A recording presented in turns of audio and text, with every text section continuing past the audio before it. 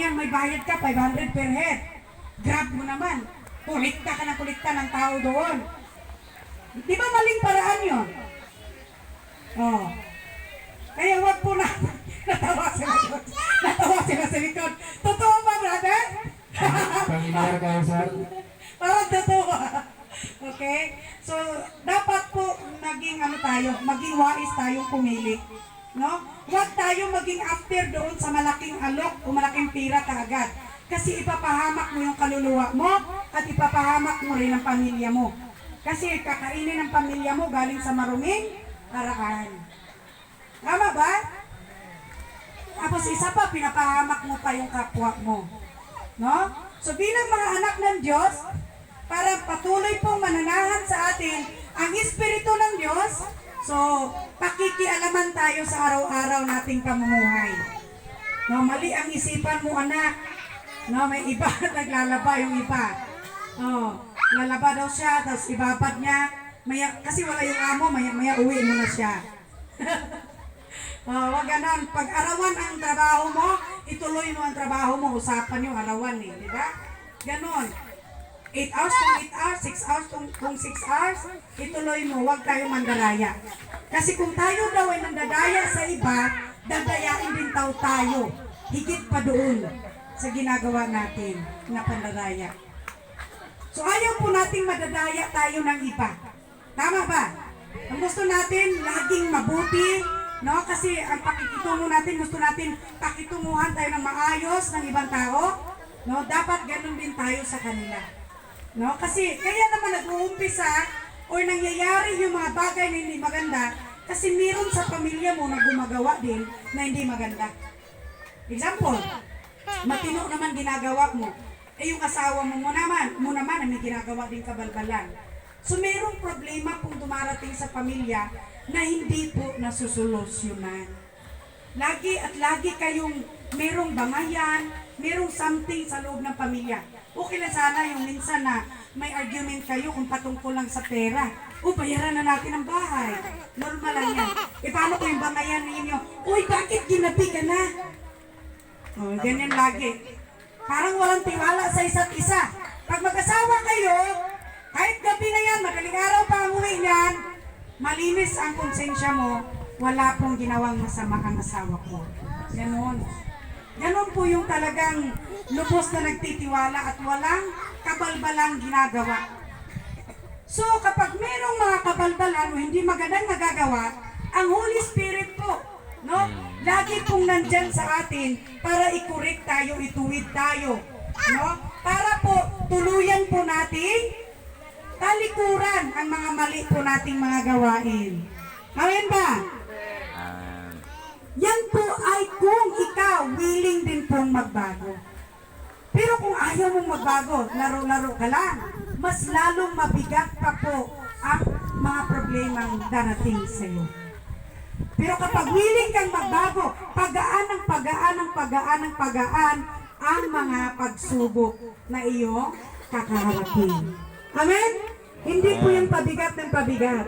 Kasi po, napakabuti ng Diyos at ang kanyang pangako, kung sino man po yung handang sumunod sa Kanya, andyan naman din po ang Panginoon para tayo'y alalayan, no? Sa ating araw-araw na buhay. No? Para po hindi po tayo matalisod. Amen? Lalo na kulang pa rin tayo sa kaalaman ng salita ng Diyos.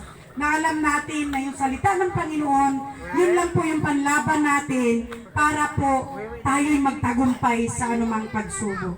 So, dapat po tayo ay willing mga kapatid, no? Magpaayos sa ating Panginoon. So tayo ay church ng Panginoon, lahat tayo. Kaya pag sinabi sa ibang churches, good morning church, welcome mga church. Magulat kayo, anong mga, baka akala nyo building. Tayo po yun, ang tinuturing o tinutukoy. So tayong mga church o kabilang sa kingdom ng Diyos, no? Tayo po ay pabanal ng pabanal. Hindi tayo pasama ng pasama. Amen? Natawa yung ating mga sisters sa gitna, ha? Kami siguro inaantok na ba kayo dyan? okay, may lugaw na mainit din. Okay. So,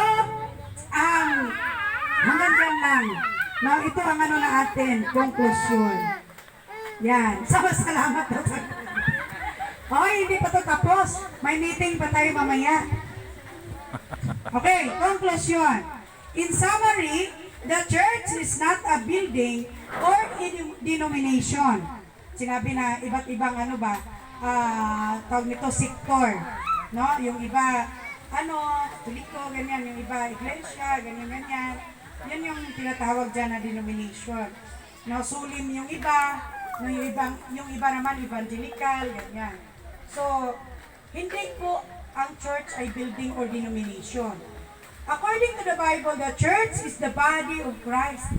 Tayo po yun, kabilang tayo sa iisang katawan ni Kristo.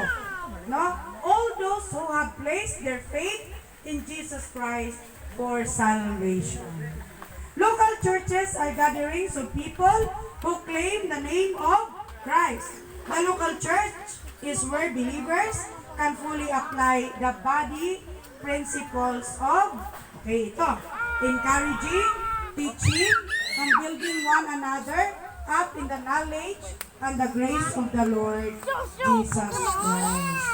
Yan po, in short, ang tayo po ng mga kabilang sa gawain ng Diyos, no, ay nagtutulungan tayo para ma-encourage natin ang bawat isa na mga kapatid nating nanghihina na. May kapatid tayo na nandoon lang sa sulok ng kanilang bahay. No, wala siyang lakas ng loob, wala siyang tapang na lumabas kasi ang tingin niya sa sarili niya, hiyang-hiya siya sa sarili niya.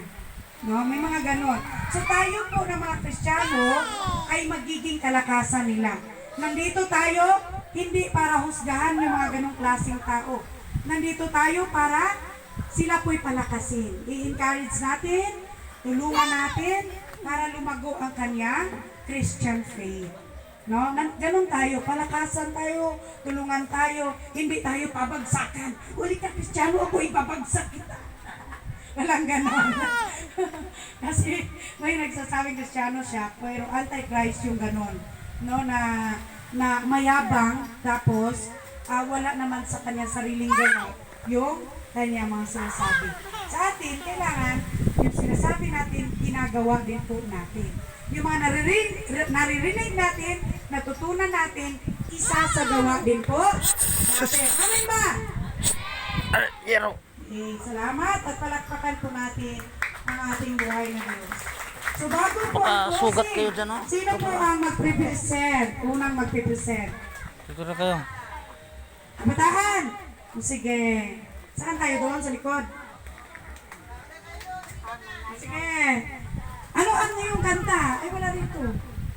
Yan mo, isip ka po dito. Kasunod dyan ay mga nanay na rin. Kasi, di ba? Meron daw ang mga nanay eh. Bago tayo mag-closing prayer, para ano tayo. Excited na sa notebook.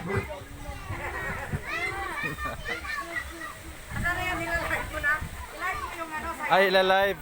Okay.